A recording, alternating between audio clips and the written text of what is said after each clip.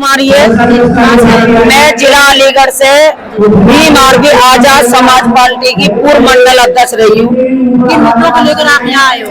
जो वर्गीकरण जो सरकार लाई है उसके मुद्दे में आए हैं। जो आरक्षण इन्होंने दिया, जो हमारे दलित समाज को आपस में ही करवाने का काम कर रहे हैं कि भाई भाई आपस में लड़े, क्योंकि ये कह रहे हैं कि आरक्षण तुम्हारा एक बिरादरी खा रही है।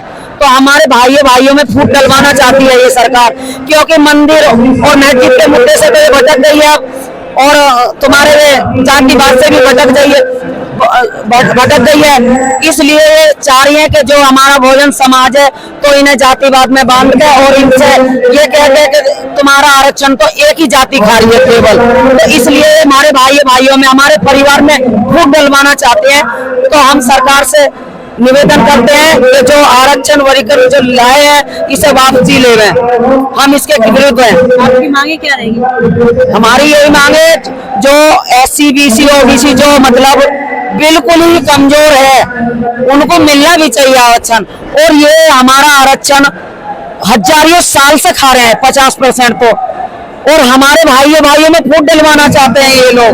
तो पहले तो आप अपना आरक्षण छोड़िए और अपनी ये जातिवाद छोड़िए। आरक्षण की बात करते हैं ये कि आरक्षण से तुम्हें भीख मिल रही है, तो आरक्षण तो हमारे बाबा साहब अम्बेडकर जी ने दिया है हमें, तो हमें भीख में कोई मिला है?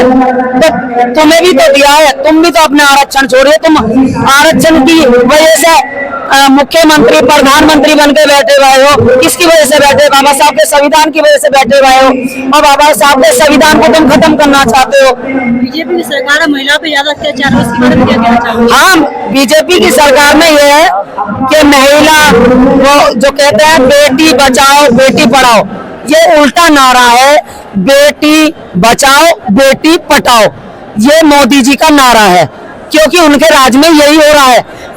तुम देख रहे हो, हाथरस में देख लो, महाकाल नगरी में, उन्नाव में मां मंदिर में बेटी के साथ में रेप हुआ था।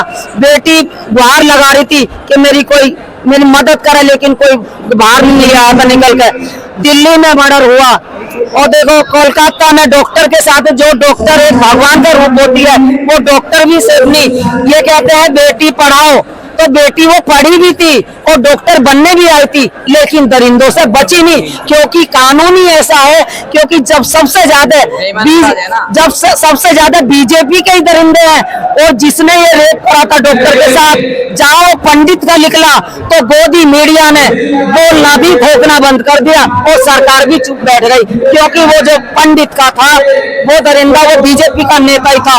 इसलिए गोदी मीडिया ने भी ज्यादातर उसे नहीं दिखा रहे। अगर आपकी मांगे पूरी नहीं तो क्या करोगे? सरकार तो ममता दीदी का है, तो वहाँ पे क्या नाम है, FIR 11 बजे दिन में हुआ, इतना देर क्यों कर दिए? वो शाम को 11 बजे रात में हुआ, 11 बजे रात में इतना देरी क्यों हो गई? जब सरकार दीदी की ममता की नहीं, ममता दीदी की भी सरकार है।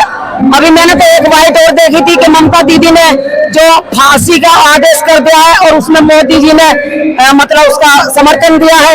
मैंने तो एक बाइट अभी इंस्टाग्राम पे देखी थी। सरकार है तो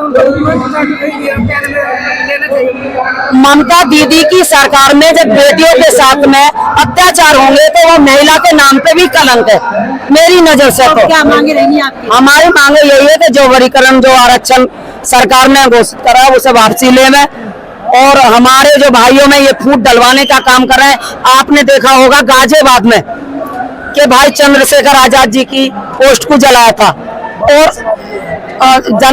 और उसमें एक जो भाई चौधरी नाम का है उसने कहा था, वहां उसकी वीडियो भी वायरल हुई कि तन मन धन और गन से मैं तैयार हूं, और जो तुम्हें चाहिए मैं देने को तैयार हूँ।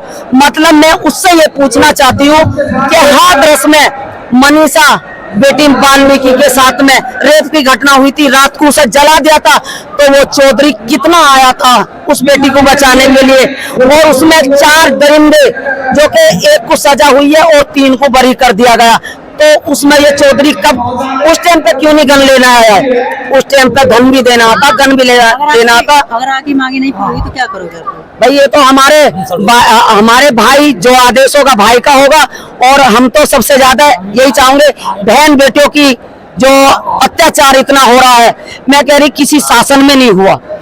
मैम एक सवाल है, अंतिम सवाल होगा कि जो वाल्मीकि समाज है वो कह रहा है कि बड़े भाई तो हम मानते हैं शुरू से ही, और आज हमें हक मिल रहा है, सुप्रीम कोर्ट के द्वारा मिल रहा है, और इस फैसले को सुप्रीम कोर्ट के द्वारा पहले ही सुना देना चाहिए।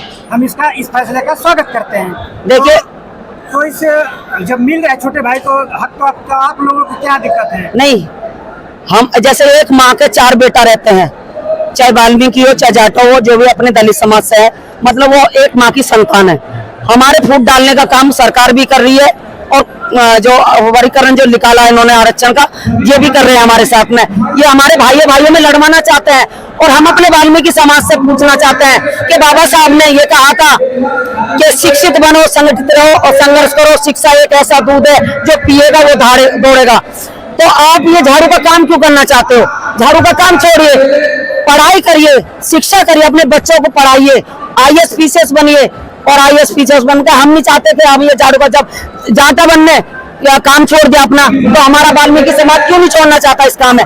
इस काम में छोड़िए, जो हमसे करवाना चाहते हैं, जो हमें जाति सूचक शब्दों का प्रयोग करके कहते हैं कि नाली साफ कर रहे भंगी के, सड़क साफ कर रहे, तो हम कहते हैं हम नहीं करेंगे, अब ये साफ करेंगे वो लोग जो हमसे साफ करवाना चाहते हैं। तो आप शिक्षा की तरफ गौर करिए, और शिक्षा करके IAS PCS बनिए, DM बनिए, जज बनिए, कलेक्टर बनिए। अपने वाल्मीकि समाज से निवेदन करूंगी मैं। हम भाइयों में ये फूट डलवाना चाहते हैं। इनका काम है कि फूट डालो, राज करो, इनका यही काम है। इन लोगों से सावधान रहो।